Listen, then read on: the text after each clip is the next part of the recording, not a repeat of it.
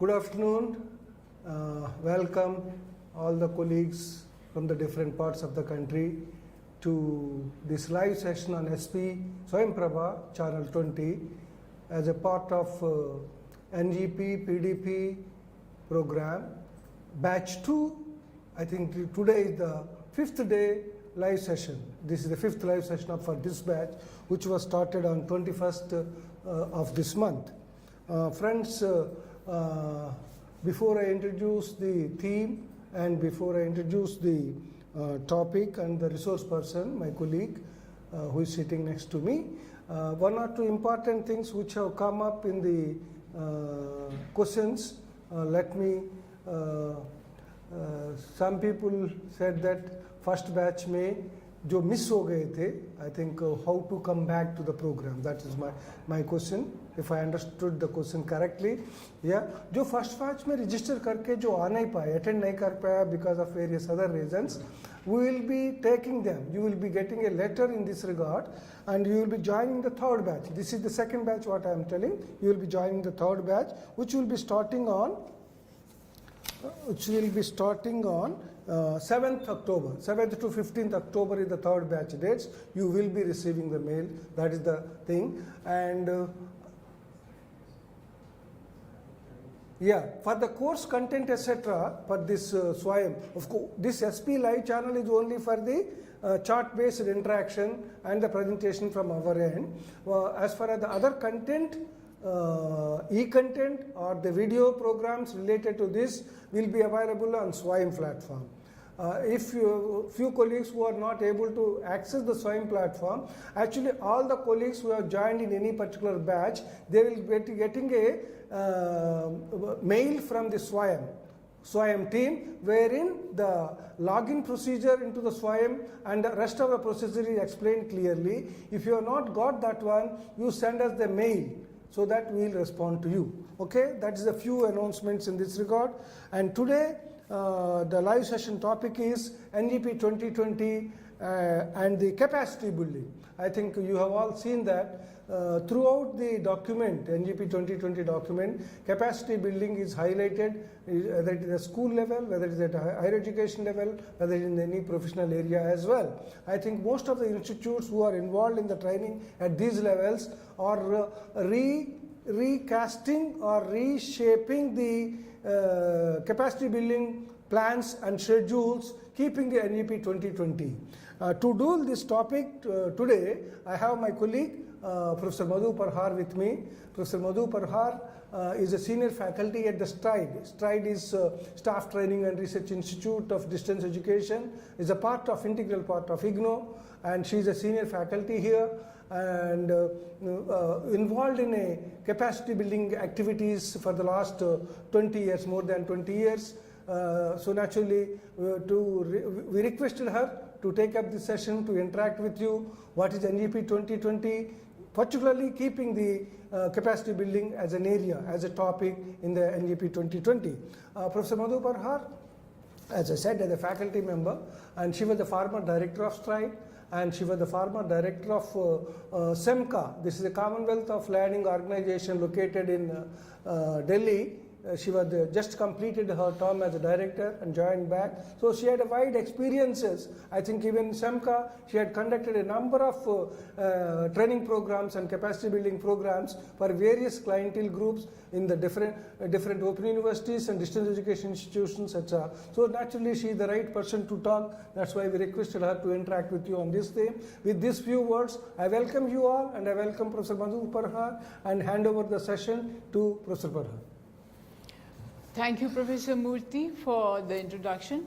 Good afternoon to each one of you, the colleagues sitting at the various ends from various universities and the colleges who are watching this Swayam Prabha live session, both through YouTube as well as through some other mode like the television. So in the last 4 days when we had the live sessions, for this batch, for your batch, we did talk about the academic bank credit, that's ABC.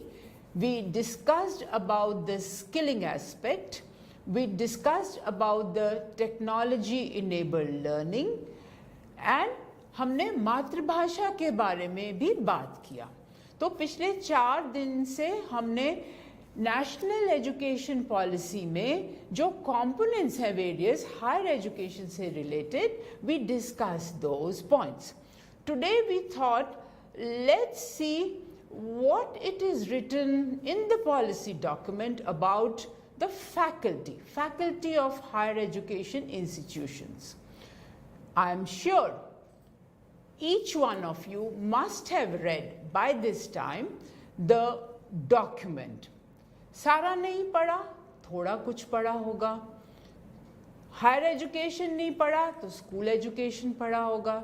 If not school education, then what is beneficial for us, that is the higher education, because we belong to higher education institutions. So you must have read about it, maybe in Hindi, maybe in English, or in your regional language, because all those PDF files have been uploaded on the SWAYAM portal for your convenience to read that.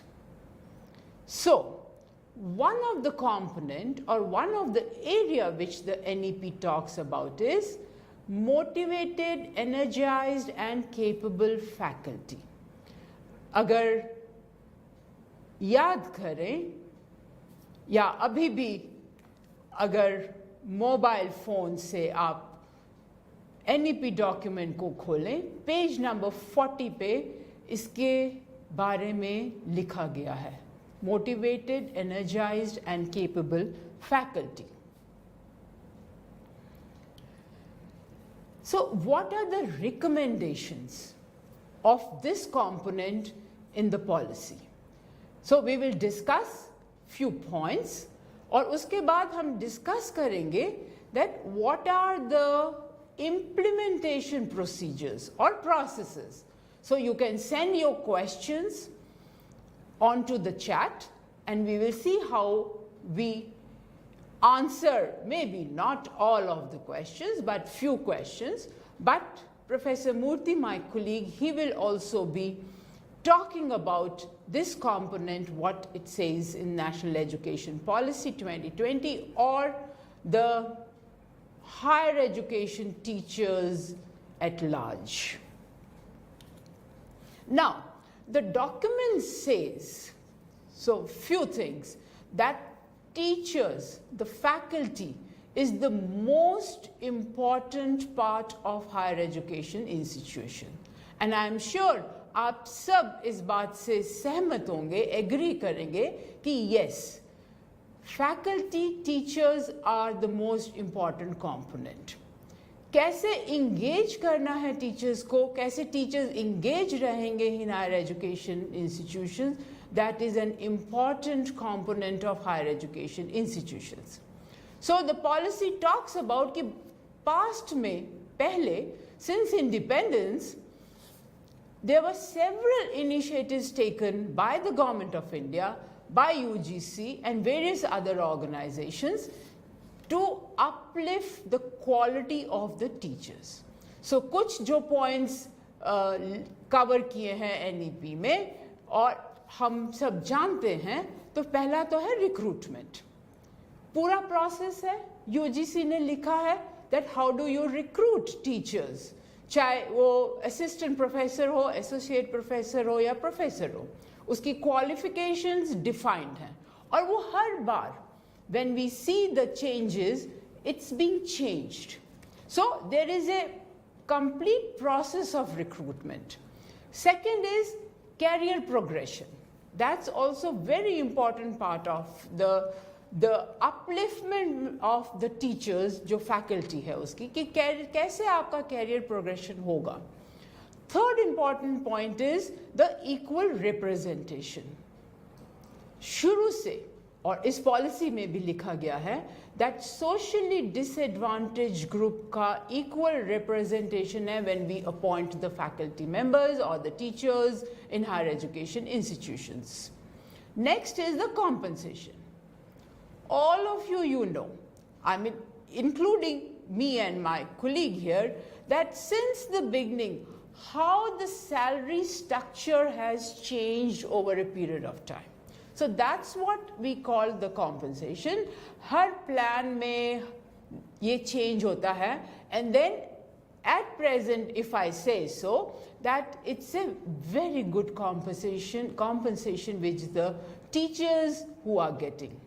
And the last point is, and again I will emphasize, since the beginning, since independence, there are several professional development initiatives taken by UGC, by the Ministry of Education to develop professionally us the teachers, here I am talking about. So these were some of the past initiatives which we know.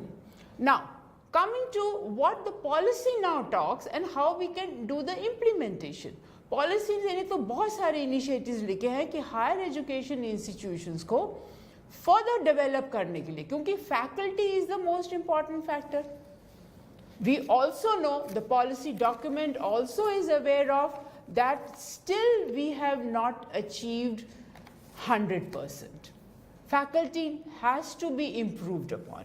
So one of the initiatives which it talks about, improve the infrastructure and the facilities. Higher education institutions may, because all of us, we belong to that part, to those institutions, हमको पता है, we have good classrooms, we have bad classrooms. Rural area में आप लोग कहेंगे कि हाँ classrooms की जो इंफ्रास्ट्रक्चर है वो ठीक नहीं है, लैब्स हो गया, स्पोर्ट्स फैसिलिटीज हो गया, and so on and so fourth, drinking water, electricity, all those forms the infrastructure and facilities. Policy में ये भी लिखा गया है कि क्लासरूम्स को कैसे बढ़ाएं so that each classroom has access to technology. How we are going to implement it? हमको पता है बहुत सारी यूनिवर्सिटीज ऐसी हैं जहां पे क्लासरूम में कंप्यूटर है, प्रोजेक्टर है, टीचर यूज करते हैं उसको. But there are many several universities as well as colleges where we are aware, fully aware, that such technology is not used or they don't have it also. So क्या किया जा सकता है? Can we the teachers at least see कि हम अपना laptop ले आएं क्लासरूम में? Can the university or the college purchase projectors? आप कह सकते हैं, या it can be in some of the universities or colleges कि वहाँ पे funds available नहीं हैं. Can we generate some funds collectively? So that's important. और कुछ ना हो, लैपटॉप नहीं है हमारे पास प्रोजेक्टर नहीं है क्लासरूम में, can we use mobile phones?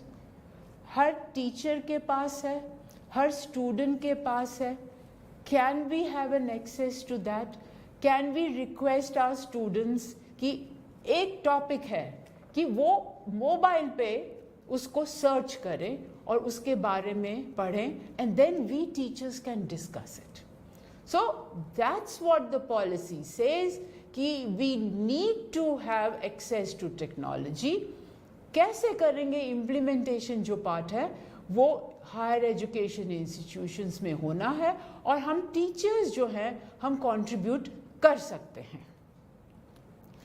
Next part which is mentioned is teachers should have time for interaction. अब interaction दोनों तरफ से हो सकता है, teacher to students and among the teachers. कैसे होगा among the teachers? खाली यही नहीं है कि हम gossip करें. Interaction is not gossiping. Interaction is we are discussing the subject. और अब तो ये बहुत इंपॉर्टेंट हो गया है क्योंकि पॉलिसी कह रही है मल्टी डिसिप्लिनरी. क्या फिजिक्स के टीचर्स जो हैं हिस्ट्री के टीचर्स के साथ इंटरैक्ट करें? करना पड़ेगा.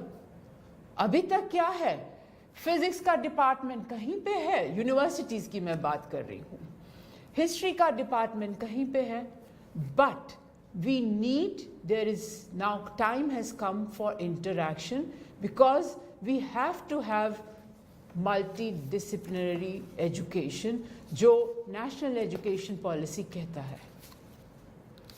स्टाफ रूम्स में हम सब, पहले तो होता था, स्टाफ रूम्स होते थे in the universities or in colleges, but now these days each teacher has his or her own cubicle. So interaction क्या हो गया, कम हो गया. Can we conduct the teachers some seminars जिसमें हम कोई भी थीम ले लें, सब्जेक्ट रिलेटेड, उसके ऊपर हम इंटरैक्ट करें. Can we have discuss a new book, library में नई किताब आई है, उसके बारे में एक just for half an hour or 1 hour we do talk about that new book. Suppose I have read that book or any one of the teachers have read that book, interact. So policy says that there is now time for more interaction, which is the requirement of the 21st century. Second is conduct research. हम सबको पता है, all of you, maybe majority of you, must be having your funded projects, funded research projects. वो तो ठीक है, एक बात है. Teachers, we the teachers must be guiding our research students. PhD हो गया, MPhil हो गया, MA के में कुछ होती हैं dissertations, we are guiding that. पर क्या हम teachers research करते हैं या कर सकते हैं? करना चाहिए. That's what it's written in, that teachers need to conduct research and share those findings with other teachers. और वो other teachers खाली अपनी institution में नहीं है. It can be sharing with other universities in your state, in other states. तो वही जब हम कई दफ़ा टेक्नोलॉजी की बात करते हैं और हम कहते हैं ई कंटेंट बनाना है या शेयरिंग करना है, ब्लॉग बनाना है, ट्विटर पे शेयर करना है, फेसबुक पे शेयर करना है, so that is what it is. And policy document says that कि we in higher education institutions, we the teachers lack this part कि हम research कम करते हैं. अगर हमको हमारी कंट्री को, इंडिया को हमको आगे बढ़ाना है, बढ़ रहे हैं, we teachers need to conduct research. Last the policy talks about is the university activities. There are several university activities. बहुत सारी universities में we the teachers we participate. For example, 15th August का फंक्शन होता है, foundation day होता है, 26 जनवरी का function होता है. Let's see ourselves. Do we participate? But we need to participate in such activities. So this is just an example, and that's what the policy document says, that these are very important initiatives the teachers have to take. Next point. Again, what the teachers should do, जो policy में लिखा है. First and the important point, it says freedom to design own curriculum. We all know, आप सब chat में I am sure लिख रहे होंगे कि curriculum तो मेरे को दिया जाता है as a teacher by the university. So how can I design my own curriculum? Absolutely right. कि curriculum तो मेरे को दिया जाता है. But can we, within the given framework, and that's what the policy document says, that within the given framework, can you give more input? Can you design? Can you give something more in your curriculum when you are transacting that in your class? Again, I will repeat. This has become very important when we talk about multidiscipline subjects. मैं physics की एक teacher हूँ और मेरे को multi discipline करना है, तो हिस्ट्री का तो कुछ कंपोनेंट उसमें डालना पड़ेगा ना. तो how do you design it, that's important part.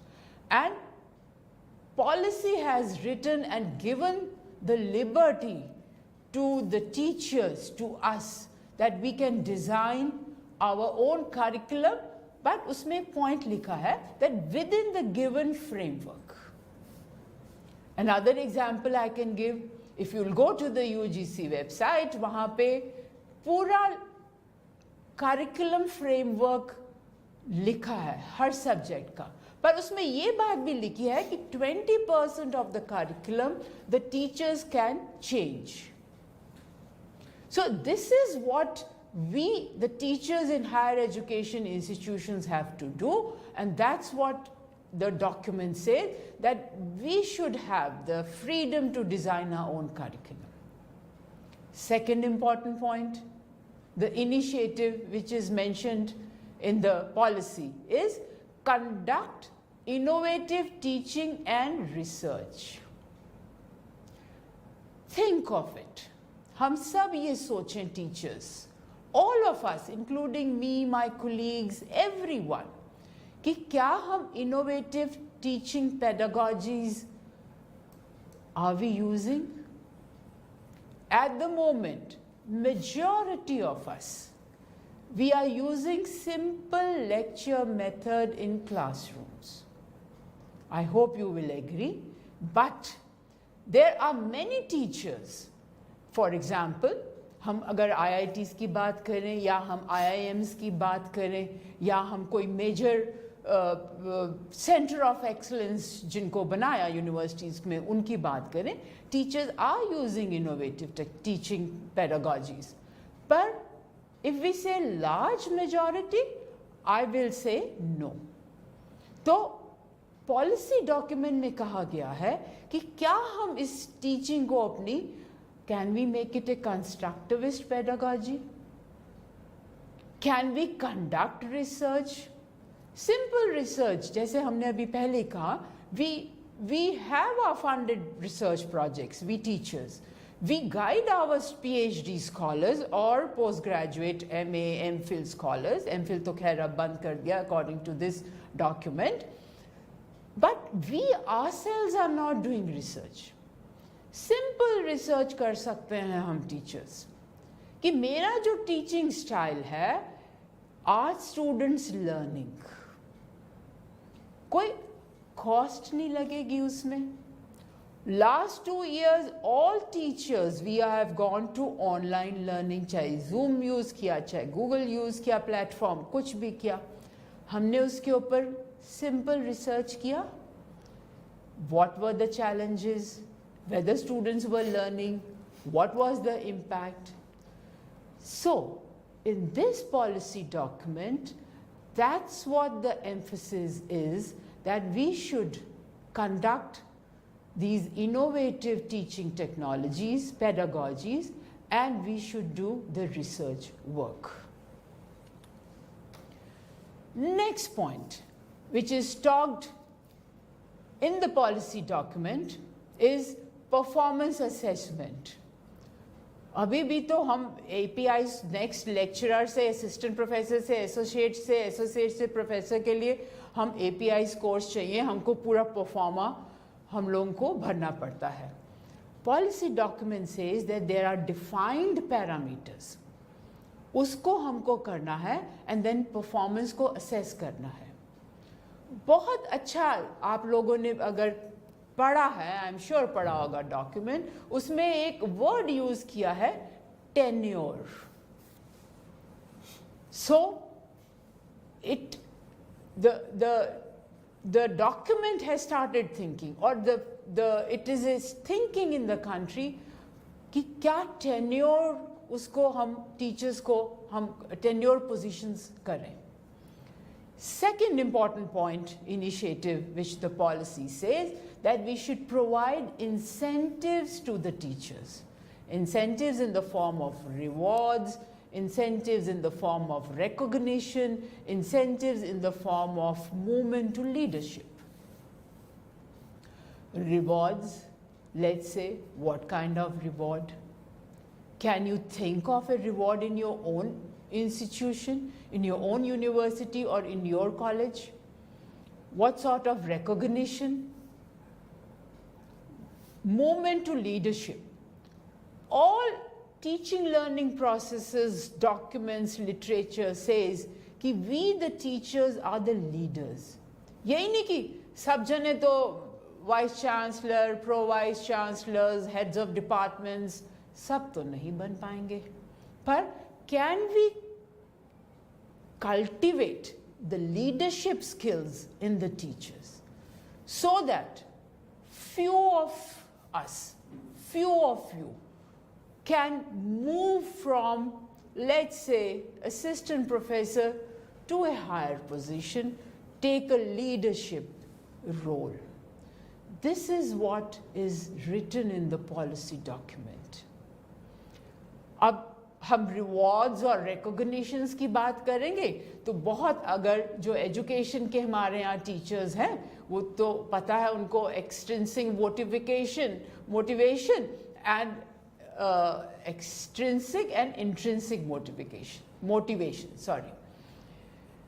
So motivation खाली external नहीं हो सकता, it has to come within us.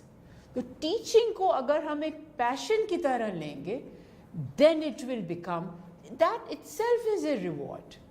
My teachers will say, my students, my peer teachers will say, my own class students will say, madam आपका lecture बहुत अच्छा था आज, आपने जो क्लास में आज हमने जो सीखा वो बहुत अच्छा था. This itself is a reward and a recognition for a teacher.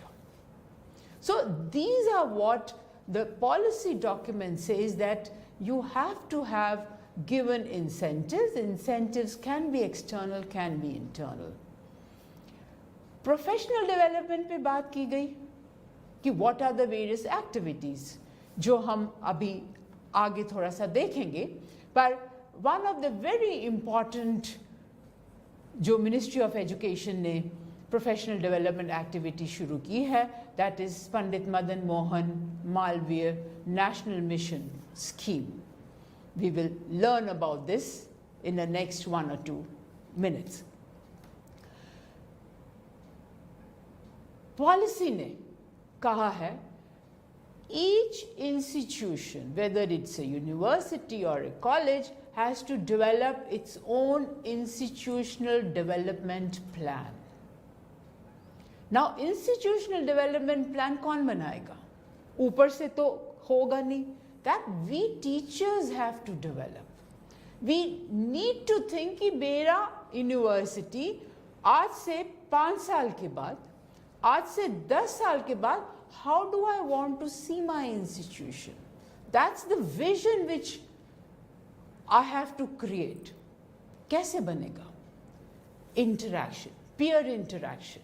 It's not only the interaction among each one of us as teachers, it has to, you have to collect, seek information from students, from your community, from parents. So institutional development plan पे इस policy document में emphasize किया है कि 2025 तक how do you want to see your institution? 2030 तक how do you want to see your institution? I as a teacher, what should I learn in the next 5 years? Digital skills, new pedagogies. So all these things will come into your IDP, and many of you, many of your institutions must have developed these IDPs. And if not, अपने college में, अपनी university में collectively इसको बनाएं, share करें, discuss it with your seniors, discuss it among the leadership, and implement it. Very important. Next point, initiative जो policy document में कहा गया है, is emphasis on institutional leadership. All of us, we know that leadership has a great impact on the organization, on any university or any college. So what we should do, we should develop a culture of excellence.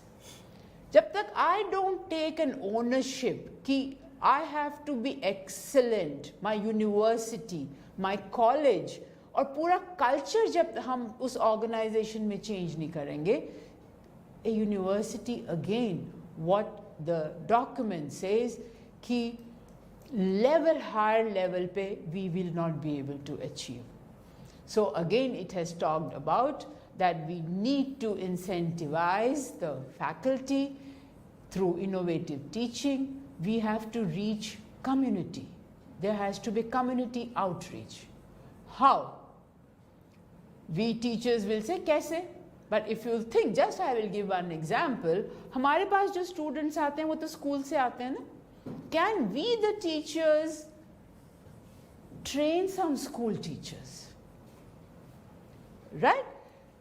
We know much more pedagogy. School teachers का तो अलग से professional development program चलता है, बहुत हो रहा है, NCERT दीक्षा पे कर रही है. But can we do certain things for our community? Very important, and that's what the emphasis is in the policy document. थोड़ी सी बात करेंगे, then maybe I will stop and my colleague Professor Murthy will be talking more about it. Professional development की जब बात की, so there are various types of professional development programs, face-to-face, online, there are blended programs.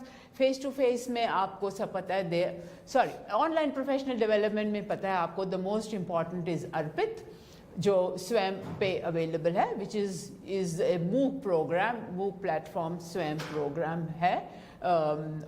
Which is called Arpit. So many teachers they have taken, and that's one of the online professional development program. AICT ने अपना program शुरू किया है for technical engineering teachers, which is called National Initiative for Technical Teachers Training. School teachers के लिए है Nishta, which is again an online program on Diksha platform.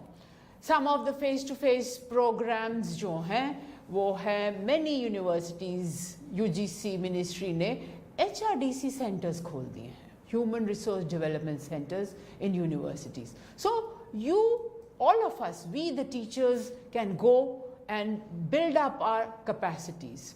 Pandit Madan Mohan Malviya National Mission on Teachers and Teaching की हमने बात की, जिसमें it's not only the training, professional development of your own subject, but it's more important is about the pedagogy, the digital skills, and so on.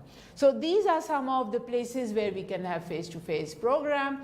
And another is Global Initiative for Academic Network, GYAN. Again, it is technical for technical education teachers. Then another AICT का program है, Technical Education Quality Improvement Program, TQIP जिसको हम कहते हैं, and blended mode. What you are undergoing at this moment, the 6 days program, you are reading your material on SWAM, you have your discussion forums, you are listening to live conferencing programs. This is a blended mode of your professional development on NEP. So these are the programs. So some of them, the programs are which are called enrichment programs, जिसमें direct instruction है. बहुत अच्छा है program. When I go for a training program, which are called enrichment program, कि बहुत अच्छा था, बहुत अच्छा लगा, teacher ने बहुत अच्छे training the, and so on. But emphasis should be on empowerment program. Empowerment. जो मैं सीखना चाहती हूँ या मैं सीखना चाहता हूँ as a teacher, that's more sustainable learning rather than कि training program में एक teacher या एक resource person आए और वो किसी चीज़ के ऊपर one gives a lecture and that's the end of it.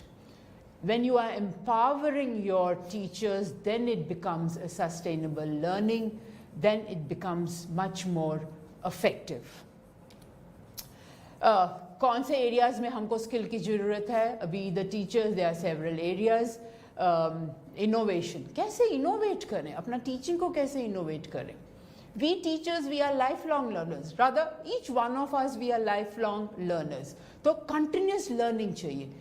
Unless and until I think as a teacher I am a continuous learner, मैं stagnate हो जाऊंगी. Our communication, our merger with online, digital skills की जब हमने बात की थी, COVID से पहले, we the teachers were not, we never knew how to use online platforms. हमने जल्दी जल्दी सीख लिया digital skills, पर बहुत सारे हमारे साथी हैं जो अभी भी जिनको डिजिटल स्किल्स की ट्रेनिंग की आवश्यकता है. सो all these things, understanding technology and so on, we need these skills to learn, and that will be important, and that will make the higher education institutions higher, and that's what the policy talks about. Thank you. Professor Murthy. Thank you, Professor Madhu Parhar. Thank you very much. I think you have touched upon the various initiatives of capacity building, not only at the higher education level, even the school education. You touched upon. I think what is the role of capacity building at any level, whether it is higher education, whether it is professional, and then actually they also agree. One or two questions have come. What they say is, what is the difference between a capacity building and empowerment? You, in our last slides, you touched upon that. I think all our efforts towards empowerment, I think, is there any distinction between these two as such? I think that's one question. If I respond to that empowerment, empowerment is you are giving the right to a teacher to learn what he or she wants. Majority of the time, जैसे आप सब ने देखा होगा, हमारे syllabus में, the syllabus is given to us. Except open universities, में we all frame our own curriculum, we frame our syllabus. But in higher education, a formal system, conventional mode, में from where majority of you belong, who are watching this program, the curriculum is given to us. और जो हमने अभी कहा कि उस curriculum में 20% how you add your own curriculum. Because multidisciplinary की जब हमने बात की, a physics teacher has to have some component of history, let's say, or political science, or biology, and so on. So you are empowering the learner. And so in this case, through these capacity building programs, we are empowering ourselves as teachers, and once we empower ourselves and we understand the importance of empowerment, हम students को भी empower करेंगे. Otherwise, at the moment क्या हो रहा है? I go to the class, I lecture for 45 minutes, come back. Majority of the time we are doing that. I am not saying कि सिर्फ सब जगह ऐसे हो रहा है, but majority of the time that's what we are doing, and that's what instructivist theory is. But can we empower?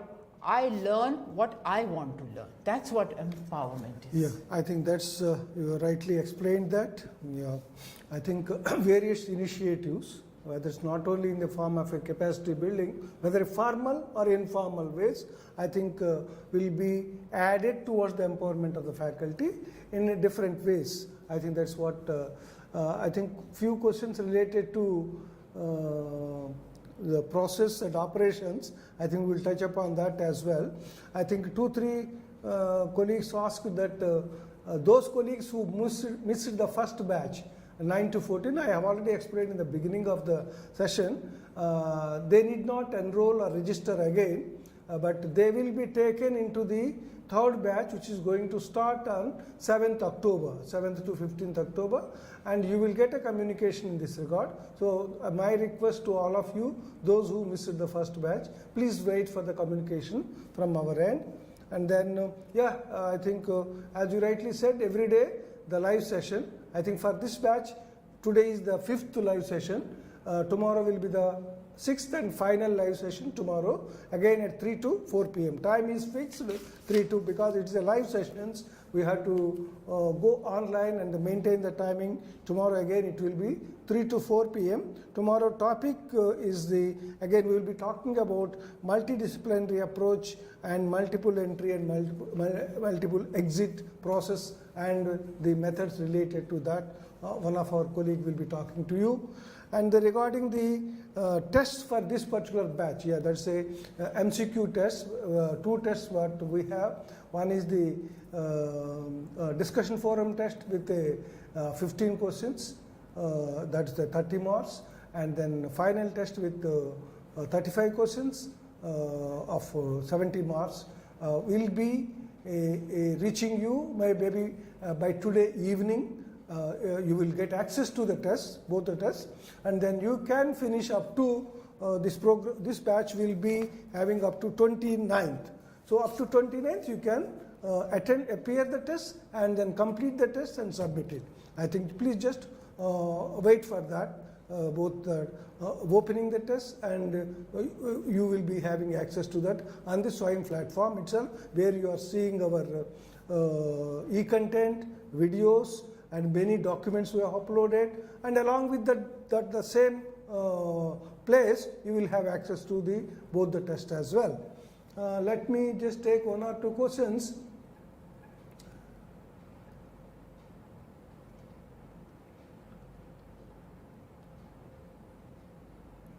Yeah, I think Sanskrit के लिए channel बताइए please. So is there any separate channel for the programs? Well, maybe they are talking about the capacity building programs. I think you can write your questions like, how are you finding this particular NEP-PDP training program? Yeah.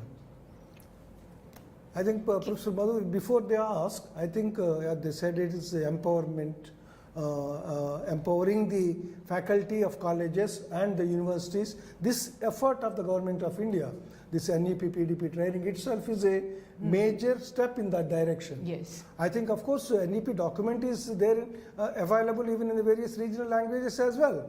I think faculty can go through it and then understand and practice or implement it.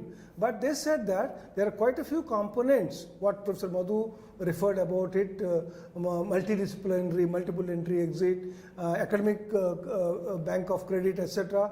These are all the colleagues may not be aware of it. That's what we are getting from not only with this batch, even the first batch.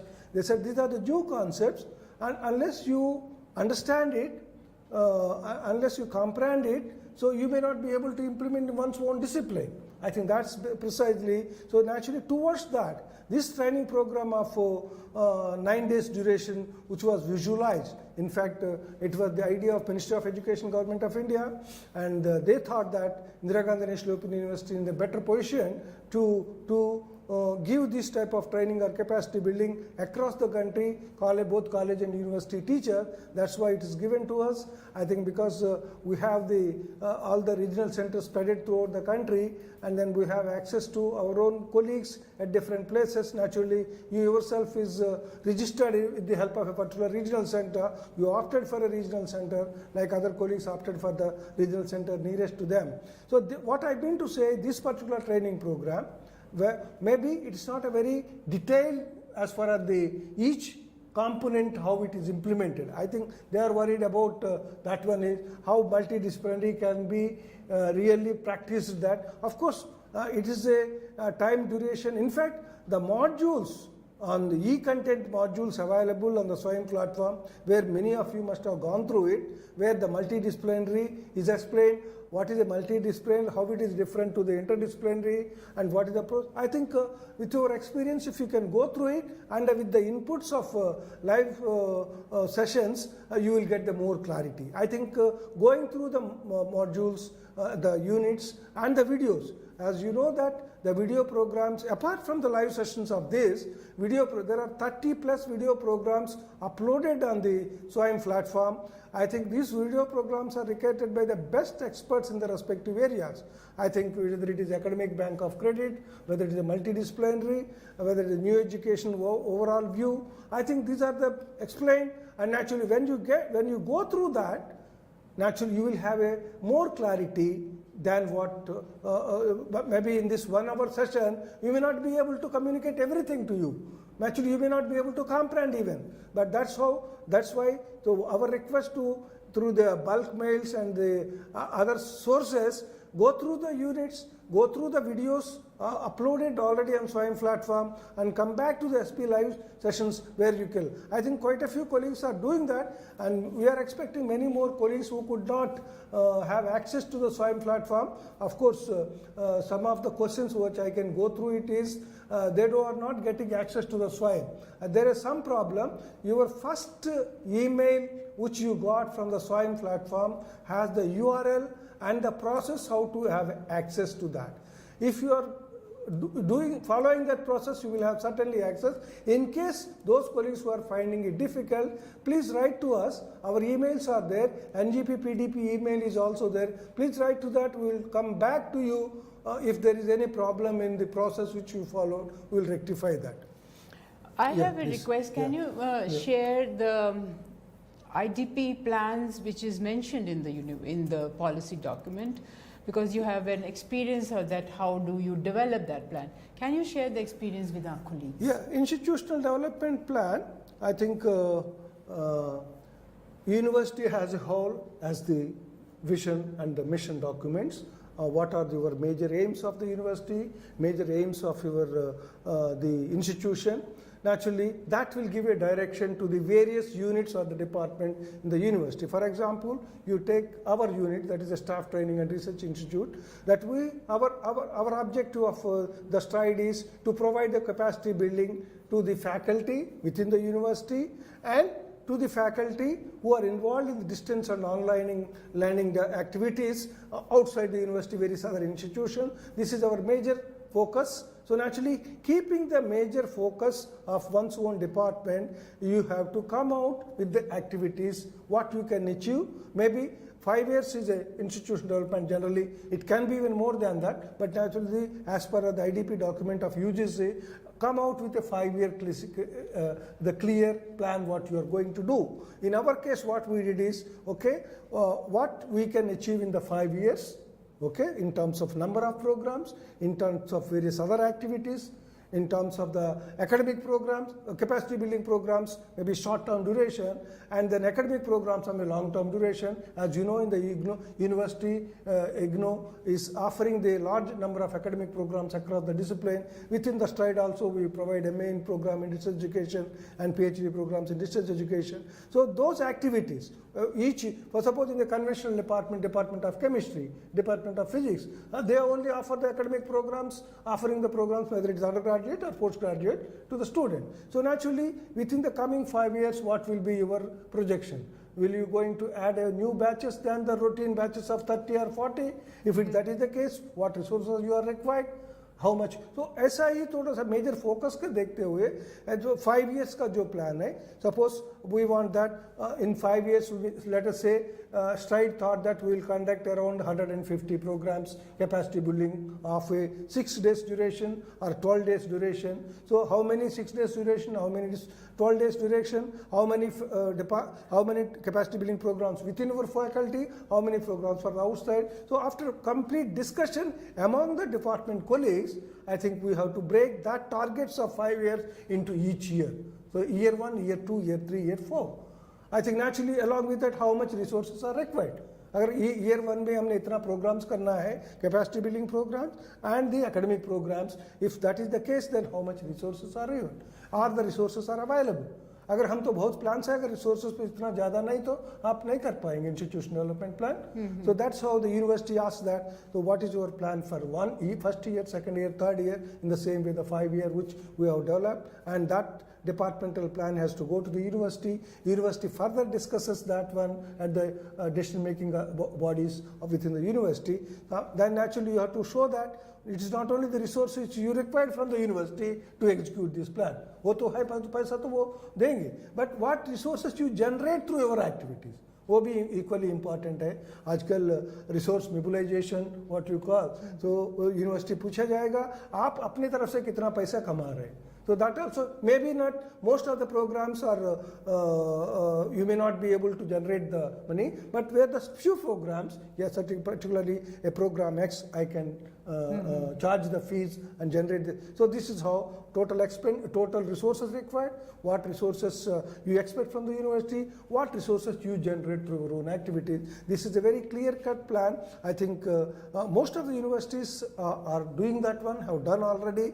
In case of IGNOU also, सभी department में काम किया गया IDP, वो जो each school का, each department का plan को कंसोलिडेट करके यूनिवर्सिटी लेवल में, I think it may not be the details of the each department, but overall university level institutional development plan. This will be the activity of IGNOU in the coming 5 years as that. I think this is a rigorous process what we follow. Yeah, right. Like in conventional system, you have just given in your experience of how it is done in an open university, or to be precise, in one of the units of Indira Gandhi Open University, that is Staff Training and Research Institution. But in conventional system, when we, in any university or any college has to develop an institutional development plan, what are the points? My opinion is they need to consult teachers and the management. They need to consult the students also. They need to consult the community. They need to consult the various stakeholders. The various stakeholders like parents. So that's what the institutional development plan should include. As you rightly pointed out, in some of the areas, yes, how you generate financial resources. Very important is, if these infrastructures are not good, many universities, I don't want to name, which are in urban area, let's say in Delhi there are several universities, they have good infrastructure, water facilities, library, labs, sports facilities and so on. But many universities, as I said earlier, which are in rural areas or colleges, they don't have that infrastructure. Can they think of it, that how they can do it? First year में हम 4 laptops लेंगे, 2 projectors लेंगे, for example. Resources. Yeah, resources में. क्योंकि policy document में लिखा है साफ कि आपको access to technology one has to make it. Second year में we will add another, let's say 3 computers or 3 projectors and so on and so forth. उसके लिए अगर आपके पास resource financial university नहीं देती है, how do you collectively generate it? So all these points should come into your IDP plans. I'm sure many of you have developed or start thinking of it, if it is not, because it's a must thing now to do it. So you will see. The point which we want to emphasize is that take opinion of all. That will help you develop a very innovative, forward-looking, जो हम कहते हैं, plan. That will be important. Yeah. I think these questions are coming from most of the batches, even earlier batches also. So remote areas में technology problem है, आप लोग कह रहे तो कैसा हो जाएगा? I think yes, technology problems are there, access हो, availability of net हो, all those things. But I think जो अपने शुरुआत में कहा था pandemic का जो experiences आए, जो उस टाइम तक हमने जो ऑनलाइन के बारे में कभी सोचा नहीं था, even at school level, तो कभी प्लान नहीं किया था, बट थिंग्स हैव चेंज. उसमें सारा अरेंजमेंट करके कहीं ना कहीं से ढूंढ के नेट को अवेलेबिलिटी करके जो इंस्टीट्यूशन भी शुरू कर दिया ऑनलाइन क्लासेस, बच्चों भी, पेरेंट्स भी काफ़ी मेहनत करके. So this is how once you start thinking, तो आपने जो भी कर रिसोर्सेस को कहीं ना कहीं से तो प्लान करना पड़ता है. आई थिंक दुनिया आगे बढ़ रही, हम सोचेंगे भाई हमारा रूरल एरिया के net, I think it is not the case. आजकल जो मोबाइल एक्सेस आपने रिमोट एरियाज में देखिए, they are using it. So and second, if I want to add is government of India is building infrastructure. परसों का जो हमारा session था उसमें जो हमारे एक्सपर्ट थे उन्होंने कहा टेक स्मॉल स्टेप्स. अगर मैं कहूँ कि मैं कंप्लीट चेंज कर दूंगी हर चीज़, that may not be possible, but if you are taking smaller steps, जैसे गवर्नमेंट ऑफ इंडिया ने बहुत कॉमन सर्विस सेंटर्स पूरे डिस्ट्रिक्ट में, क्या पंचायत तक लेवल पे भी खोले हुए हैं. Can we utilise those facilities, है ना? तो it's not necessary that we look outward. We see how we can do an innovation. For example, that's what I said, कि गवर्नमेंट ऑफ इंडिया बहुत नेटवर्क कर रही है, इंटरनेट अवेलेबिलिटी करवा रही है, पर yes, maybe it will take little bit of more time, but it has common service centers जहाँ पे इंटरनेट फैसिलिटी है, टीवी है, रेडियो है, वहाँ पे जाके क्यों नहीं हम उसका हफ्ते में एक दिन यूज़ कर लीजिए. Not necessary that you need, if it is an 8 hour of university or a college session or 5 hours, so every day you have to have that. Maybe just 1 week, एक week में एक दिन जाके वो services use करें. Effort तो होना चाहिए, initiative होना चाहिए. Yes. I think mobile penetrativity into the remote areas has so much. Yes. I think वो लोग जब कर पाएंगे education में, हम क्यों नहीं कर पाएंगे? Mobile penetration is more than 100%. वही मैं कह रहा था. That's so naturally rural areas में जब मोबाइल पहुंच गया, I think net connectivity also साथ में तो जा रही है. So without net, I think mobile access also is not that easy. Yes. I think that's how. If you see that, only things when they can reach to education process, education departments can have access to that, can tap that type of thing. वो I think quite a few colleagues said NGP आप लोग जो effort कर रहे हैं ये वाला, every state government should. Yes, I think they rightly said that.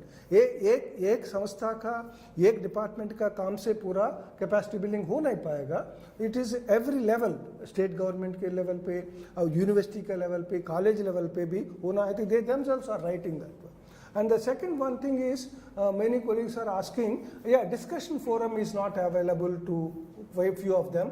I think there is some technical problem in the last 2 days. We could not see that one discussion forum is not able to. Abhi that technical problem is sorted out. I think in the Swine platform when you enter in, I think along with that the discussion forum is also accessible. Please look into that and participate in that. Ask your questions. Discussion forum में हम भी answer देते हैं, आपका जो query हो या सवाल हो.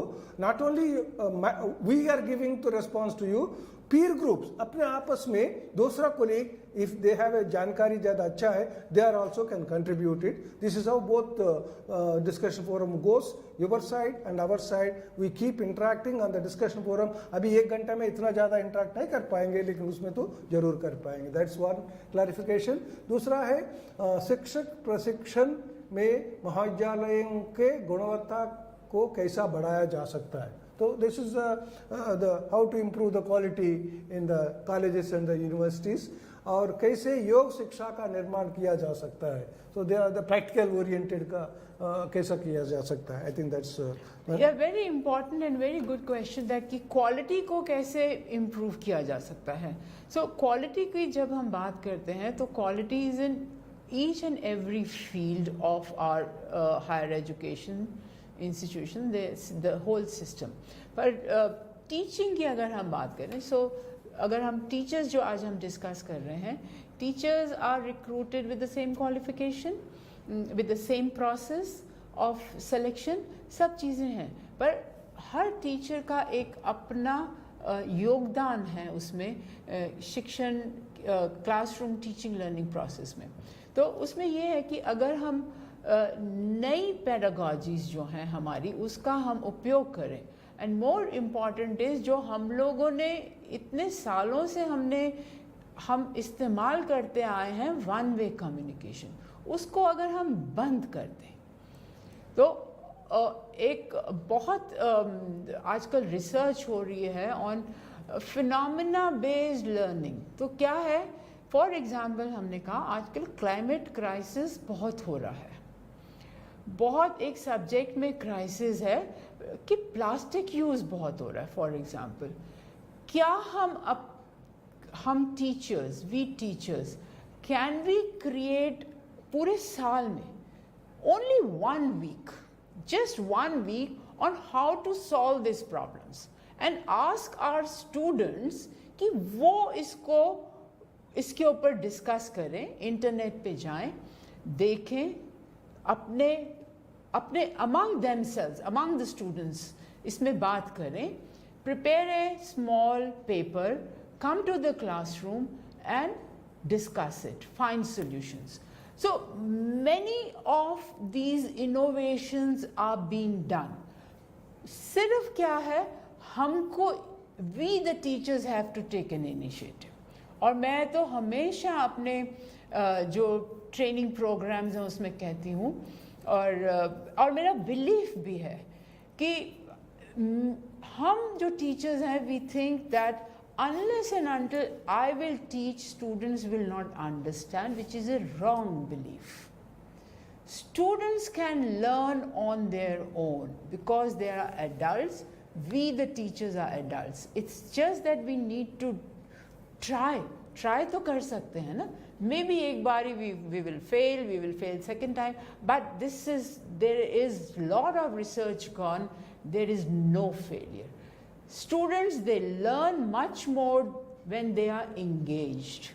Classroom engagement, जब quality की हमने बात किया ना, अगर classroom engagement होगा, peer group interaction होगा, उससे जो learning है, that will be more sustainable, और you will see yourself. Do a small experiment.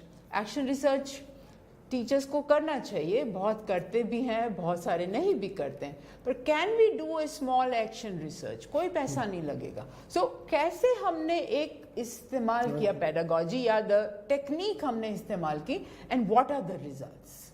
So that's what how you will improve the quality of teaching. बिल्कुल. I think you rightly said professor Parhar. बस NEP-PDP training is giving a good direction to teachers from higher education. That's a good thing. Yeah, it's an effort. It's an effort. Maybe that with one stroke we may not be able to communicate everything, but this is effort. Maybe depending on the feedback, I think we are taking feedback at the end of each batch, and this program will be reviewed by the expert team. उसमें से भी तो, और what is the next step? Maybe next step can be at the state level, next step can be at the district level, next step can be at the university level. कुछ भी हो सकता है. Maybe colleges and universities can come out. We want training in this particular area.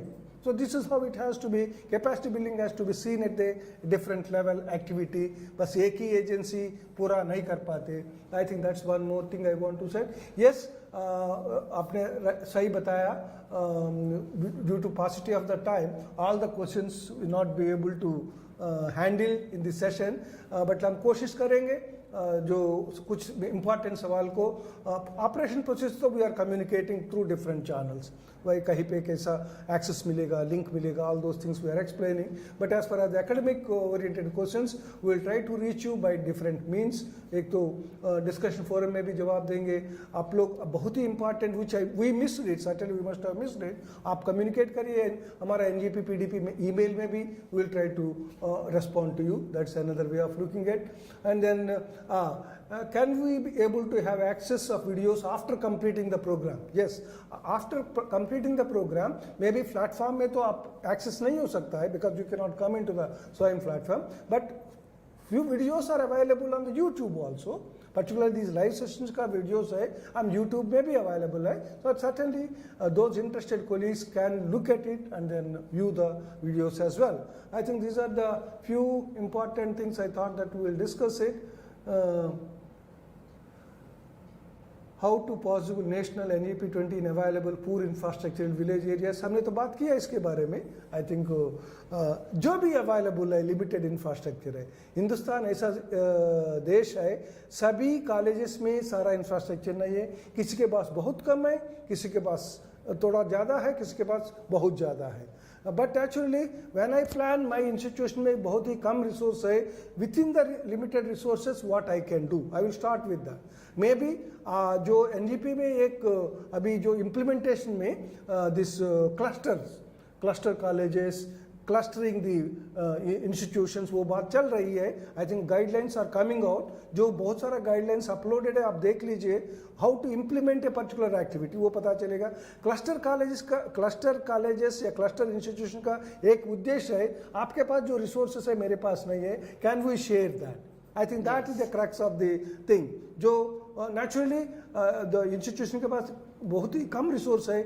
Creating resources is not a one-day affair. It takes a lot of time. You need the approvals. You need the resources from the high authorities of district level authorities, state level authorities, or national level authority. वो थोड़ा time लेगा. जो एक area में 3-4 colleges है वो resources को club करके can we utilise it. I think that is ultimately we have to see that. Any comment on that you can. No yes definitely resources बहुत सारे हैं. एक्सपेक्टेशंस हम लोगों का सबका होता है कि हमको एक्सटर्नली या हमको सरकार दे दे या हमको institution they they. That's fine, पर can we also think of having some resources, find out how it can be done? So that's what the whole innovations which we are talking about.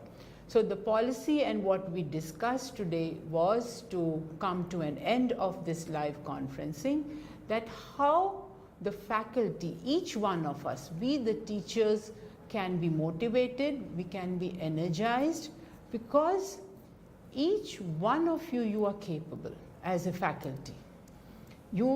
It's just that we need a motivation. Then motivation can be an internal motivation or an external motivation.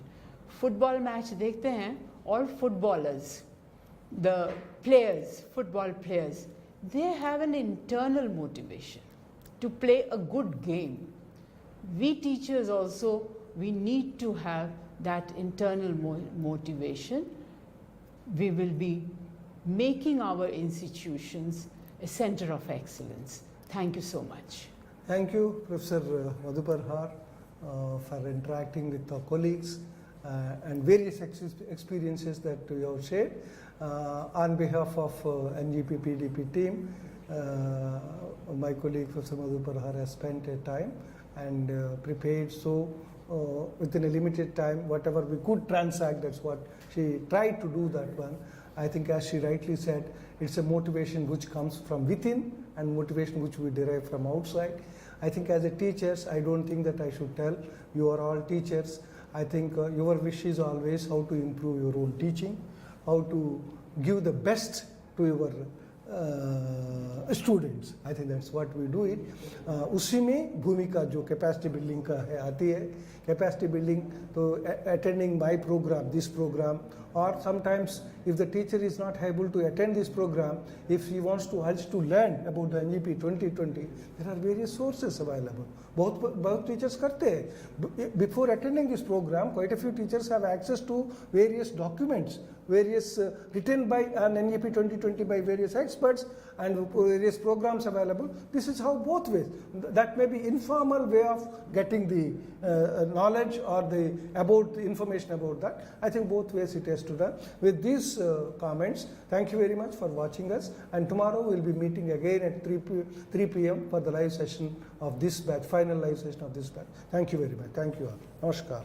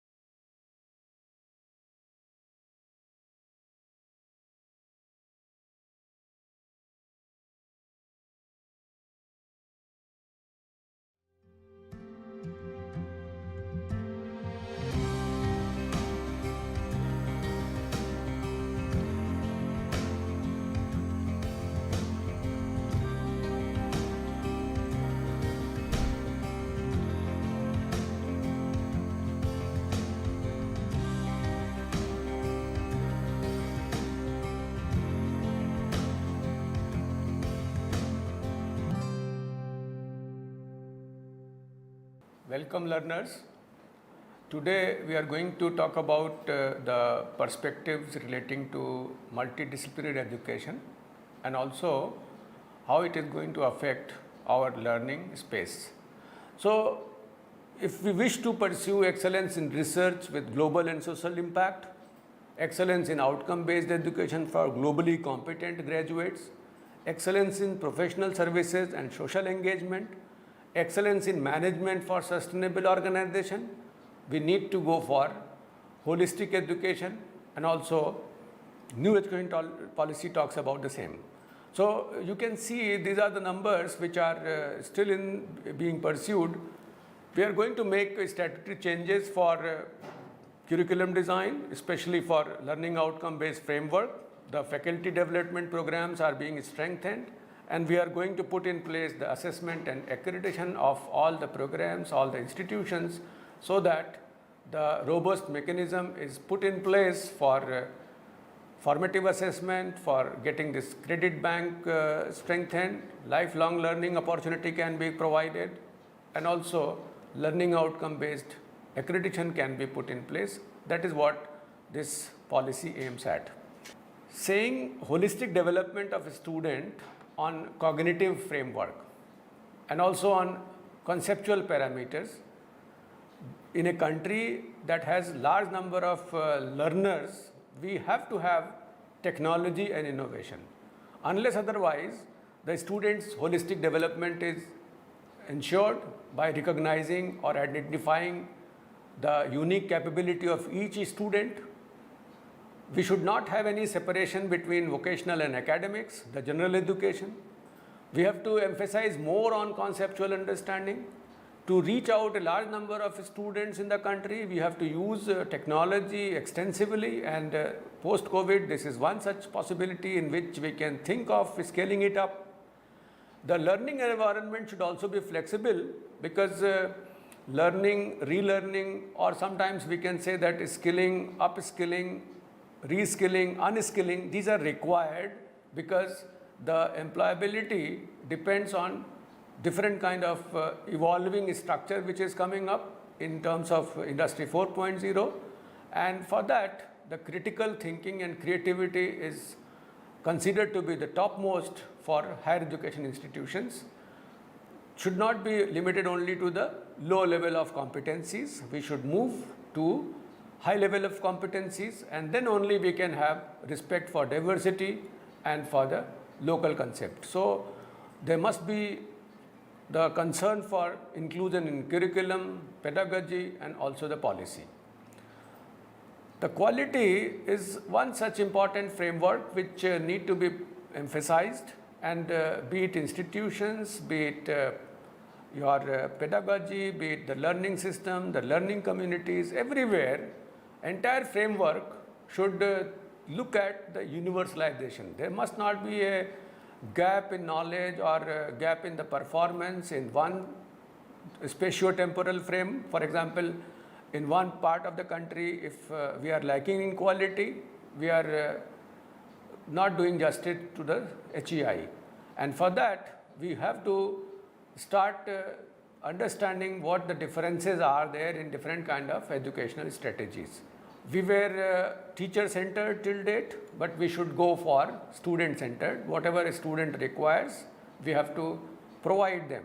For example, there are issues relating to the problem-based issues, the information gathering, only we are collecting information and passing it on to the students, the learners. The discipline-based curriculum is again kind of impediment for the problem solving issues, so we should have integrated approach. Community based, what the community needs, accordingly we have to provide them all those things. We need to put many electives depending on the requirements of a learner, the employability skills which he need to put in emphasis, that should be given, and also systematic strategies regarding the other forms of learning should be put in place. And in that sense, the descriptors for learning outcome progression is, from a curriculum, we should know what is the course learning outcome, what is the program learning outcome, how the graduate profile shall be populated based on these learning outcomes. And this framework talks about everything, the outcomes and also the supporting assessment evaluation ways by which the feedback is provided through improvements so that the mission can be achieved for the course's learning outcomes, the student outcomes. If we clearly define what is the program outcome, what is the course outcome, and they are assessed not summative assessment, but by way of formative assessment, the student can improve and student can move towards the higher level of competencies, and this is what is required, for which the continual quality improvement is a must. From student side, it is not that only HEIs depend on the instructors. The student should also participate as an active learner, and they should come prepared for each class. So for that, the flipped classroom can be an opportunity for them, so that beforehand they have gone through the video lectures or the material, and then they are clearing the doubt inside the class, or they are discussing the things from the perspective of high level of competencies instead of going for the rote learning. So they have to contribute by teaching others, they have to actively participate, they have to take risk, they have to learn from instructors and sometimes classmates. Generally, learning takes place outside the classroom when we discuss, when we resolve some of the issues which we could not understand during the class. The ethics is also important because we have to respect, we have to trust, and we have to be open. If we don't know something, definitely we have to come out and we have to tell that this part is not known to me. And also, the learning commitment is there, only then you can go for the continual improvement. This action learning formula, action learning is having several such components. Acquiring knowledge is one part. Sometimes when we learn accidentally, so that is called experiential learning. We have done something, we have noticed that by doing this we get this kind of change. We work in a group and then we learn in that group, and then sometimes some complex problems are given. For solving those problems, if we have insightful questioning, if suppose I am asking the same question which is there, which is already been asked in your question papers, the student will never ever go for insightful or active learning way. So learning occurs through program knowledge, which is already there in form of your curriculum.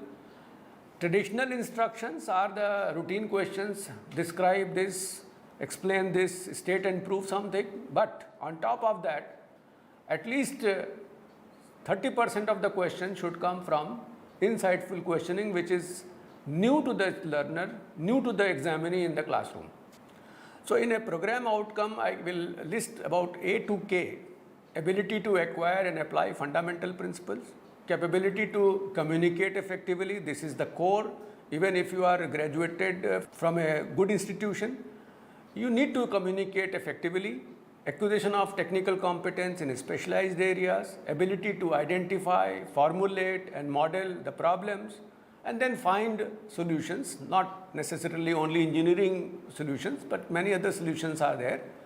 Ability to conduct research in chosen field, understanding of importance of sustainability and cost effectiveness, which I have already just explained why this sustainability is important.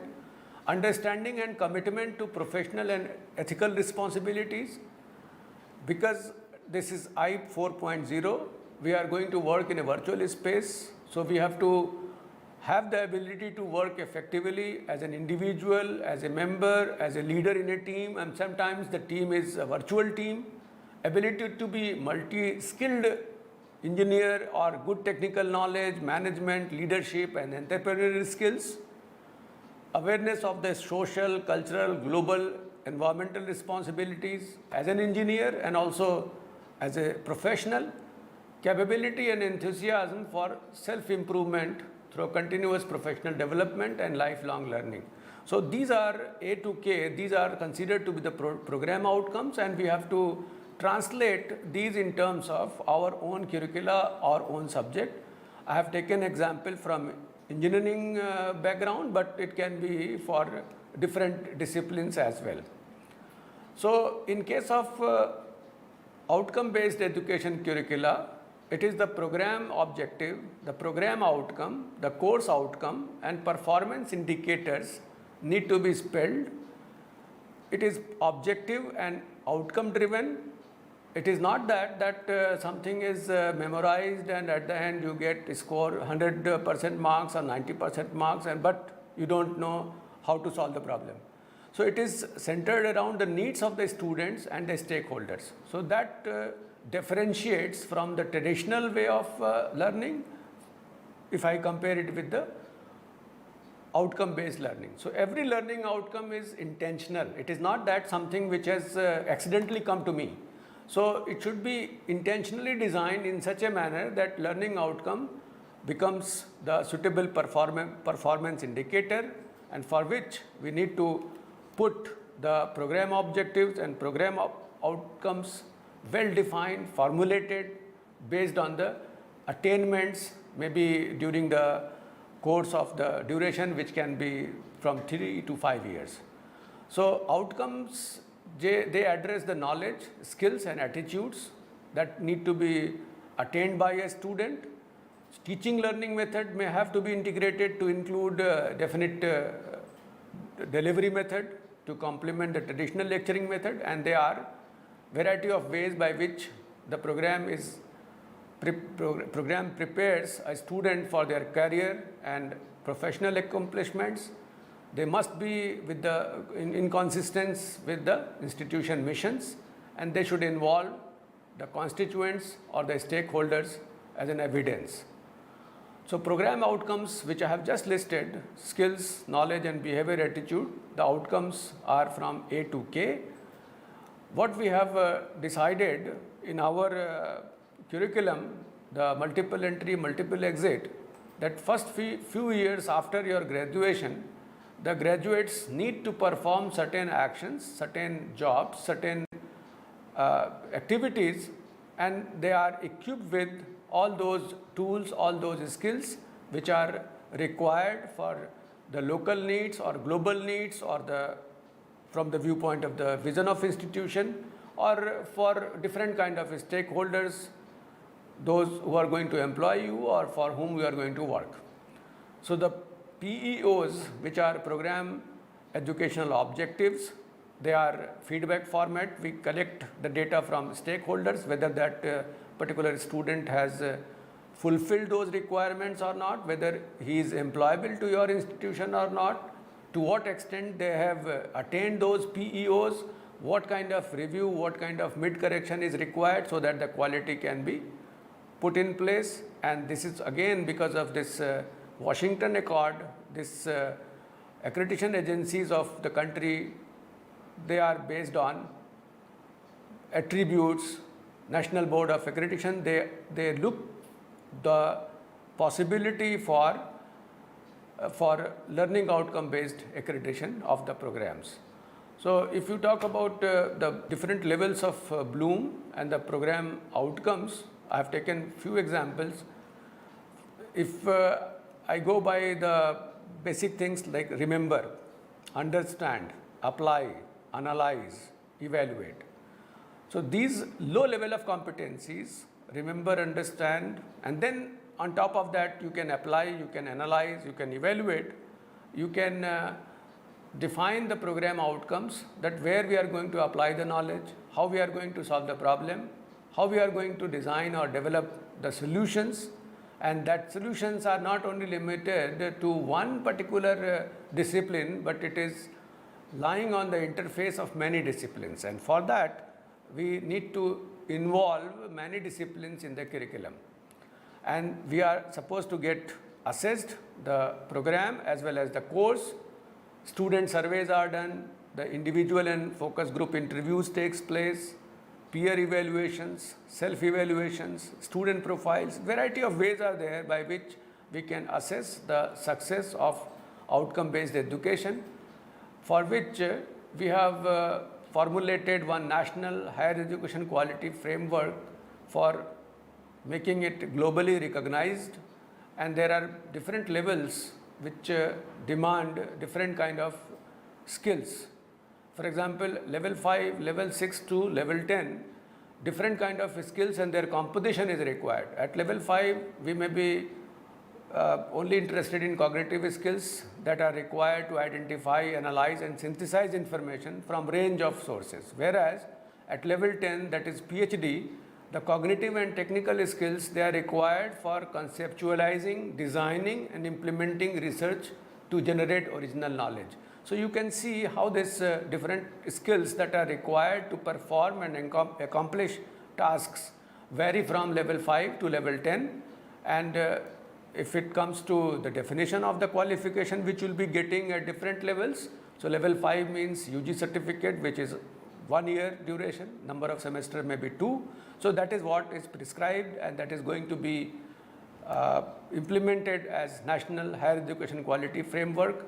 6 is UG diploma, 7 is the degree which you get, bachelor's degree, honors or research, then 8 PG diploma, 9 is master's degree, and 10, level 10 is doctoral degree. So the conventional degree 10 plus 2 plus 3, after that we used to had this BSc of 3 years, MSc of 2 years and PhD of at least 3 years, that has been given or split for different entry and exit, for which the credit requirements are also prescribed. The type of qualification and the credit requirements for different levels is also described, and this is entry, exit, re-entry and lateral entry kind of thing, in which after entering into higher education institution, after level 5 you can exit, after level 6 you can also exit, and there is a possibility at entry again at 5 level through different verticals. If you are coming from a vocational education stream, if you are coming from a skills framework, you can get inducted into general education and vice versa. So that is what the framework prescribes you, and the efforts are being made to synchronize the skill quality framework with higher education quality framework, how they are going to get in sync, so that from one vertical to other vertical people can move, people can acquire some skills, can get some general education coursework from a university, from an institution, and the importance shall also be given to vocationalization of education, in which the practice-based curriculum, the mapping of local opportunities, courses to be offered through open distance mode, and exposure to all the vocational education can also be given to different learners. Lok Vidya, many of the things are there as a treasure in our cultural system, which we do not know how to use that Lok Vidya. That will also be made accessible to the students.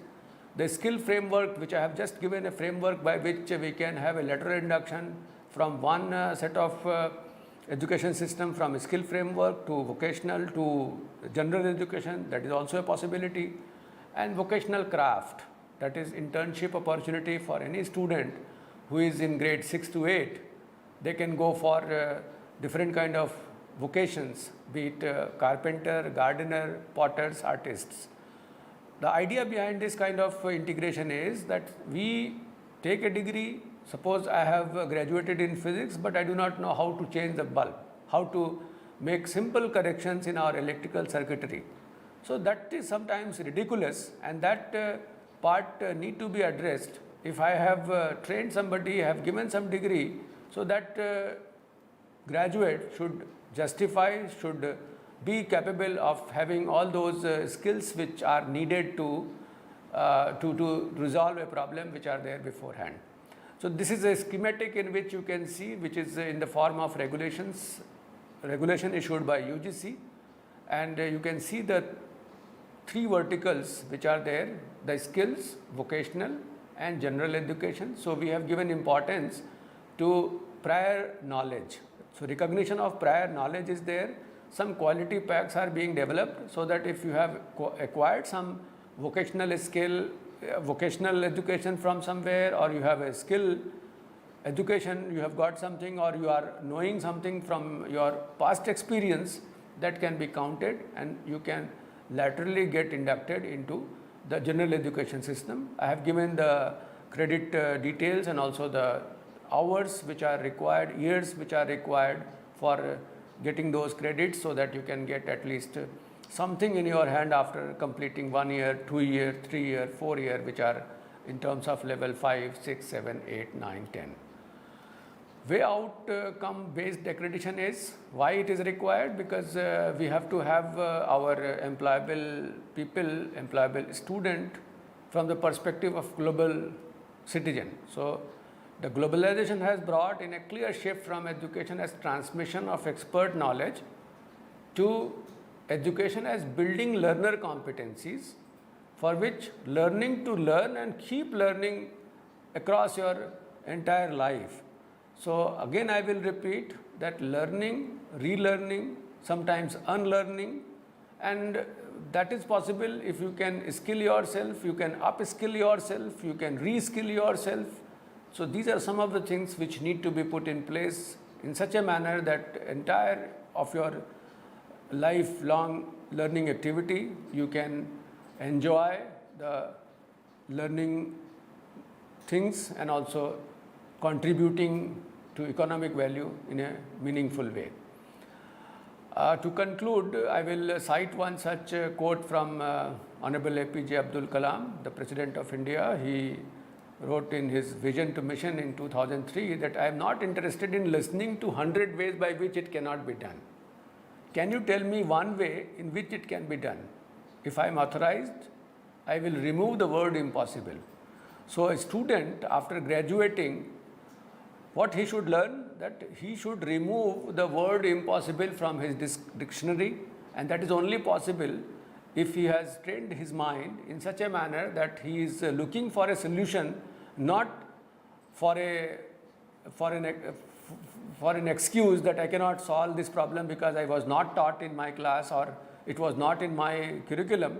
So that should not happen, and that is only possible if we have this holistic education, and in which we have to swim, which we have to dive, not as a learner but also as a teacher, as a stakeholder of higher education system, in which you have to take part in your world, and that world is education system, higher education system in the country.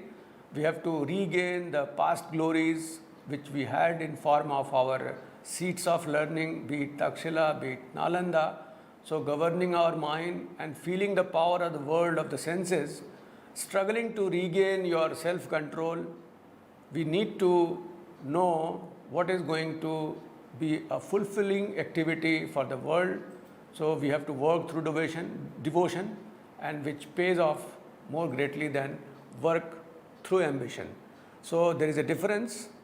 We can be ambitious, but on top of that, we need to be devoted, and only a devoted person can have these attributes fulfilled.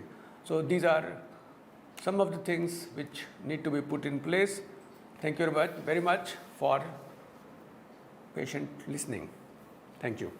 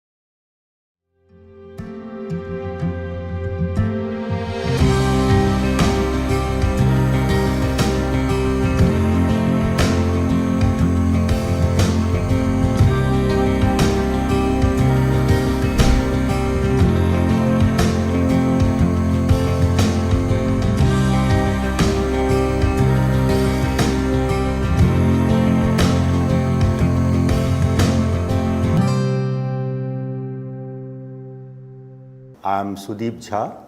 I'm here in the physics faculty of School of Sciences of Indira Gandhi National Open University. I'm in this system since last 30 plus years, and as you may be aware, IGNOU is a pioneer national open university in the field of open and distance learning. Now, why multidisciplinary higher education is needed? Now, the most important reason for making our undergraduate programs multidisciplinary is that job markets now don't require people who are specialized in a single area of study or discipline. They want people to have a multiple skills simultaneously when they come out as a graduate. Secondly, this straitjacketing and narrowing down our undergraduate programs quite early into arts, science and commerce, they say that let us break this barrier and give the option to students to pick up courses as per their interest from a basket of courses which will consist of courses from arts, humanities, social sciences and commerce. So that liberty can be given, and this multidisciplinarity actually, as Professor Pandey said, that now the emerging knowledge is being created at the interface of two or more disciplines. Pure disciplines research is of course there, but the societal demand is such that two or more disciplines have to work together to solve the emerging problems of the society. And the outcome of such interaction, interdisciplinary and multidisciplinary higher education, in the past is the evolving disciplines like women studies, gender and development, energy studies. For example, being a person from science background, I can say that energy studies is evolving into a new area where people from background of mathematics, chemistry, physics, engineering, they all come together, sit together and identify a problem, and they all come with their own skill sets and knowledge base. So that kind of an interaction has given rise to new disciplines like energy studies, public policy, Asian studies, Canadian studies, etc. So the whole idea is that the higher education should be essentially aimed toward solving the problems of the society rather than just for the sake of acquiring knowledge in itself. So with this objective in mind, the NEP puts a very high priority to multidisciplinary higher education. Now the point here is, as a teacher you will know that okay, that's fine, I do agree, I accept the arguments in favor of making our higher education multidisciplinary. Then next question will be, what will be the implication of making our higher education multidisciplinary? Now there are implications on various fronts. First is the institutional implication. As I mentioned, that institutional implications is that universities and colleges have to become multidisciplinary rather than unitary. What is the implication for a teacher? For a teacher, the implication is that you have to sit down in the committee in a group of teachers comprising faculty from all disciplines, and then look at the curriculum of our undergraduate programs, how it can be made more multidisciplinary in the sense that how our students will have many options to pick up courses from any discipline he or she likes. Of course, the overall structure, it's not free for all. Overall structure will be there, which we expect any time very soon from UGC. But within that overall structure, the student will have freedom, and institutions should be in a position to provide that opportunity to students so that they can pick up courses of their choice. So that is the implication for a teacher. And third implication is for the policymakers and funding agencies, that how to streamline the funding for research so that colleges are also encouraged to take up projects and do meaningful research in their respective area as well as in the areas of interdisciplinary and multidisciplinary disciplines.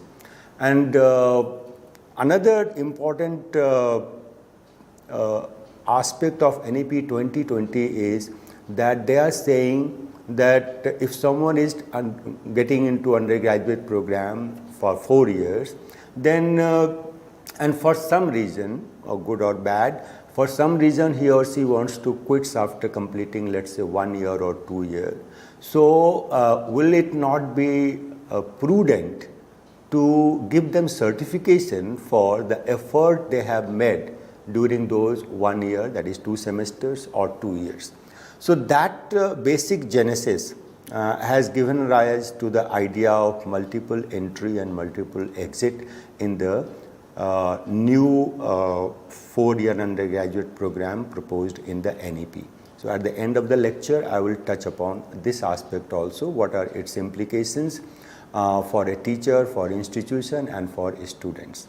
Now, what are the different, once you think of an undergraduate program, so what are the components which NEP proposes should be a part of undergraduate program? I will again focus on the undergraduate program. So these are the major components of any undergraduate curriculum which NEP thinks that universities should think and work out a structure for their undergraduate program. First is nature and type of courses. You can see that first is the traditional discipline-specific courses. Now, discipline-specific courses have been further categorized. I will come to that later. Another is the vocational and skill courses. On the right-hand column, you will see that whatever may be the credit, creditization is another aspect of NEP, which was earlier available only with professional universities. IGNOU is an exception. IGNOU as an university started this credit system way back since its inception. So I will come to that also later. But whatever the total credit is for the entire undergraduate program, 50% of roughly, these are all rough estimates, but these numbers will give you an idea that what it takes to make your undergraduate program multidisciplinary and holistic.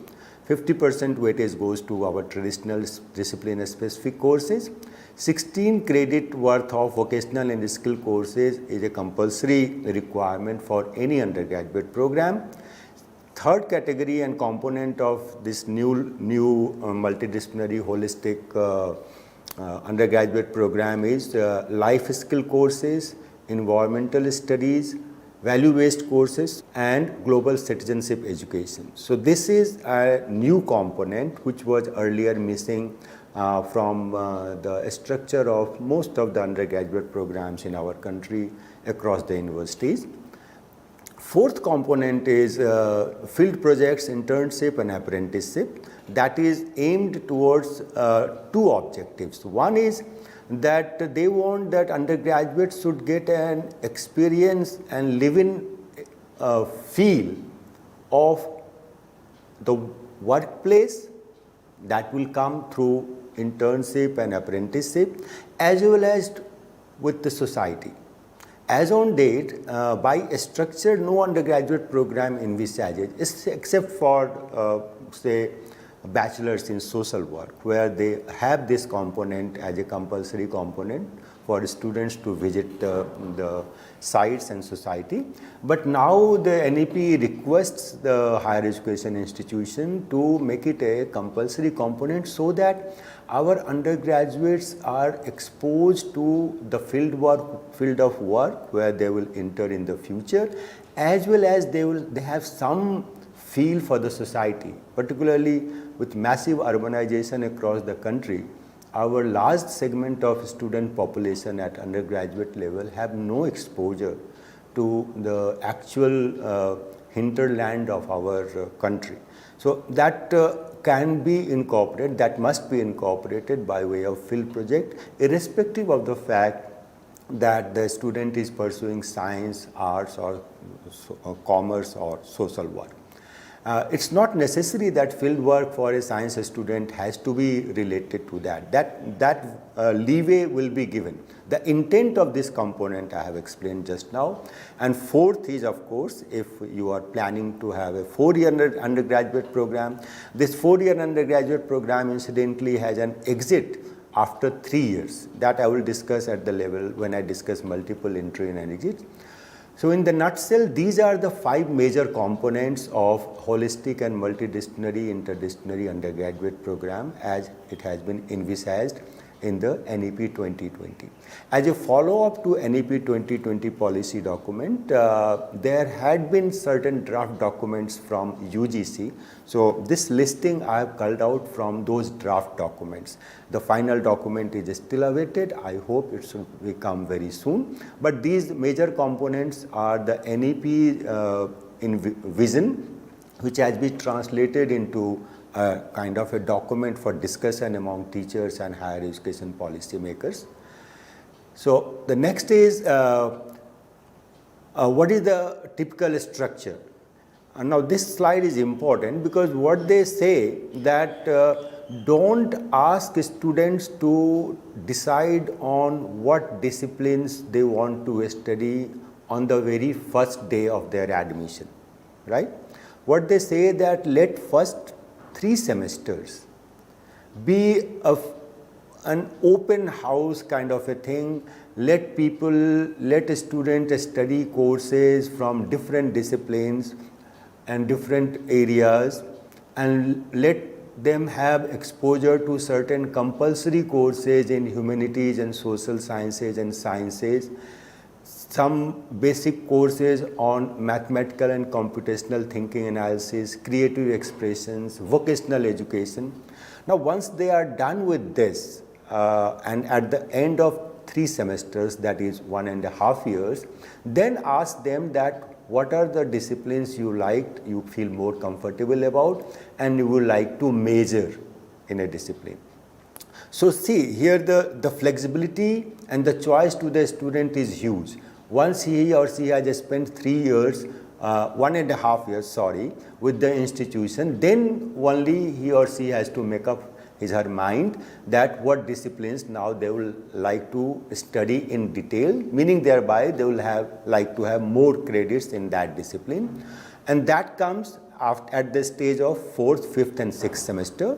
After 6th semester, they can exit with a graduate degree, and if they have certain achievements in terms of performance, then they will be allowed to pursue 4th year, which will be quite research oriented, and they can go for 4-year undergraduate program with research as well as honors. So honors and research degrees will not be open to one and all, depending upon your performance in the past in the 6 semesters. You will be either allowed or given an honorable exit with an undergraduate degree in your hand with minor and major disciplines. Now, these are little complex nomenclature they have adopted. It's just a matter of getting into those documents. I will refer to one document which is very good document, that is NEP 2020. It has come from UGC. You can refer to that document. It's available on UGC site. Another equally important document in the light of restructuring the curricula of 4-year undergraduate program in the light of NEP 2020 is National Higher Education Qualification Framework. This is another document from UGC. So these 2 documents are quite important, and they give you some feel about the thinking which is going on to translate the vision of NEP 2020 into a real concrete structure of 4-year undergraduate program. UGC is working on it. These are draft documents. I think you must, and the final will not be diametrically different from what is there in the draft. So you can refer to these documents. This will give you some idea. They have categorized the discipline-specific courses into 4 categories: discipline major core, discipline major elective, and then the interdisciplinary major core, interdisciplinary major elective, and discipline minor courses. So for a discipline, suppose you are a teacher of history or physics, then your concern here is that you will have to think in terms of having some major courses as per the credit requirement and some minor courses from your discipline. And that will be for someone who is planning to study from 4th semester to 6th semesters and onwards your discipline. So that minimum number of credits, the courses are to be designed for getting into the 4-year undergraduate program structure. Now, IGNOU as an institution had these ideas way back, and our bachelor's degree program, and since IGNOU is a national open university and large number of state open universities have come after IGNOU came into being and it started its bachelor's degree program, the very name you will see that IGNOU did not start with BA, BCom, BSc. IGNOU started with bachelor's degree program. So the name itself indicates that we were conscious of the fact that students should be given more liberty, and apart from giving them basket of courses from various disciplines, two other important components of our bachelor's degree program was some foundation courses. Foundation courses essentially mean that compulsory courses, and in that category languages, foundation course in humanities and social sciences and science and technology. These were mandatory of all the 3 streams, whether they are going to pursue BA or BCom or BSc.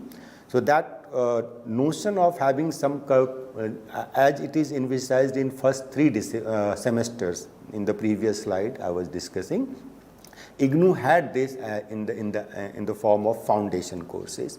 And third, regarding employability and skill training, we had this application oriented courses, which was also compulsory. One has to take at least certain credits, whether he or she is pursuing BA, BCom or BSc, from a basket of application oriented courses. And these application oriented courses were coming from different schools. See, the IGNOU was in a advantageous position because as on date we have around 21 schools of studies in the same campus, but even when we started we had around 11-12 schools of studies on the campus. So these basket of courses in application oriented courses as well as development of foundation courses, it was not the outcome of a single school. Foundation courses were developed with the interaction and coming together of teachers from different schools. Similarly, application oriented courses, it was a basket in which different schools gave courses, and they were open and available to all students of BA, BCom and BSc. So the very name gives you an idea that this whole idea of giving choices and giving multidisciplinary undergraduate program to students in a limited way, because there's life skills and field internship, those were not the compulsory components in our earlier BDP program, but it was definitely one step closer to what has been envisioned in our NEP 2020. Now, what was this again bachelor's degree program? The unique feature was that this was the first undergraduate program offered by a university which was credit based. Credit system, as you may be aware, in our country was essentially the domain of technical universities, primarily IITs and professional IIMs maybe. But IITs definitely yes. And in the university system, this credit system was first introduced by IGNOU way back in 1990. Now, with the coming of NEP, the entire undergraduate program across the university are credit based. In fact, this credit concept has come into university system of normal undergraduate program a few years back in 2014-15. When this choice-based credit system came into being, and undergraduate programs were designed accordingly. But in case of IGNOU, it was from day one our undergraduate program, and for that matter all our programs were credit-based. And in terms of giving choices to students, it was compulsory that a student has to study minimum 2 disciplines, and there was no bar as such, but they can study up to 4 disciplines. In terms of making our undergraduate holistic, we incorporated foundation courses, as I mentioned in the previous slide. For employability, it was addressed by making AOC compulsory for all students to take, and all open and distance learning programs are very flexible in terms of space and time. And formative assessment. Assessment is another important component. I think you will recall from Professor Pandey's graph, which says that understanding is very poor, but the pass percentage is high, and that constitutes almost 50% of our undergraduates. So that's a cause of concern on which teachers have to ponder that how to make assessment a true certification of the competence of the learner.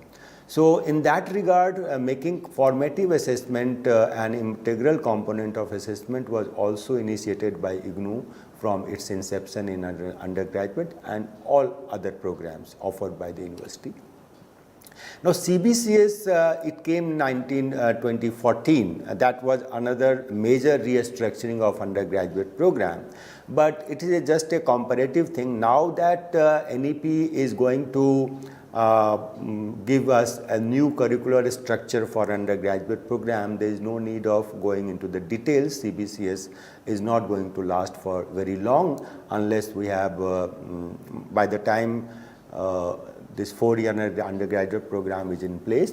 But speaking from IGNOU's point of view, we found that CBCS was quite restrictive compared to our earlier BDP program in terms of choice of courses, and then BA, BCom, BSc were treated differently. For BSc, CBCS expects that you have to study 3 disciplines. For BA, it was only 2 disciplines. Then generic courses is a little ambiguous. There is no clarity what is intended to be achieved by generic courses. And for 3 years duration, you have honors program also, and BA, BCom, BSc General also with different credits.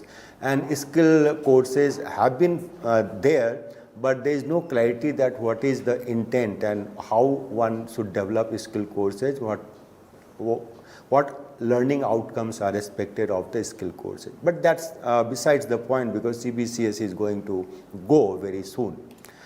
Now, if you map the courses, then you say that you will find that our IGNOU's program, first 3 components were already there in one form or the other, but the last 2 components were not there, and therein lies the challenge for open and distance learning. All institutions, whether it is dual mode institution or exclusive open and distance learning institution, incorporating last 2 components of 4-year undergraduate program as envisaged in NEP is going to be a challenge.